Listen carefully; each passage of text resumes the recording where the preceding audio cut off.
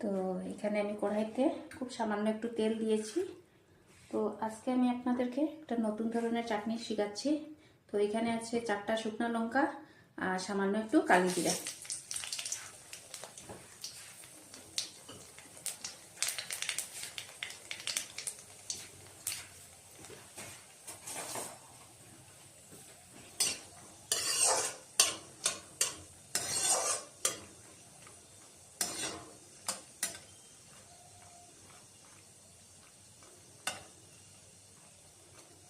শুকনো লঙ্কাটা ভাজা হয়ে গিয়েছে, তো এটাকে আমি উঠিয়ে নেব। প্রথমে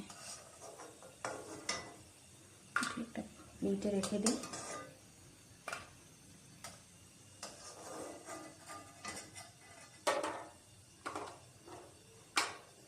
তো এখানে আছে পেঁয়াজ একটা বড় সাইজের, 3টা কাঁচা লঙ্কা চিড়ে আর গোটা রসুন 5-6 রুয়া।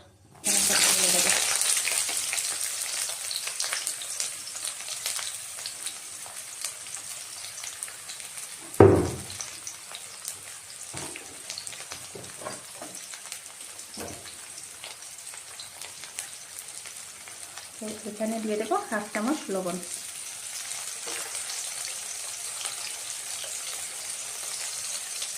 হলুদ খুব সামান্য।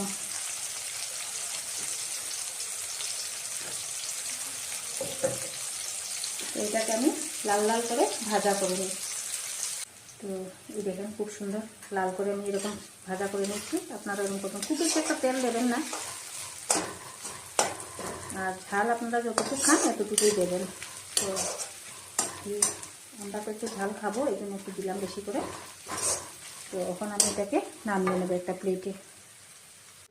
তো দেখেন এখানের মধ্যে আমি প্লেটে বের করে নিয়েছি, শুকনো লঙ্কাটা থেতো করে নিয়েছি। তো আমি 1/2 টমেটোটাকে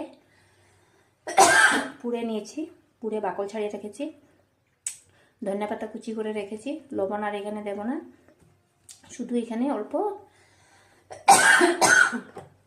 একটু টকের জন্য ভিনিগার দিয়ে দেবো, একটু ঝালটা ব্যালেন্স হয়ে যাবে।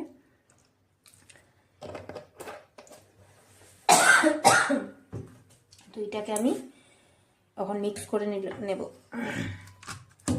হাত দিয়ে করবো না, কেননা আমার হাতটা কাটা।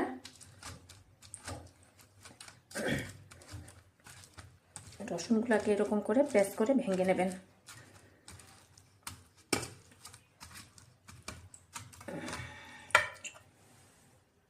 তো এই যে আমার চাটনি রেডি। তো এইভাবে আপনারা বাড়িতে অবশ্যই ট্রাই করবেন। তো এখন দেখবেন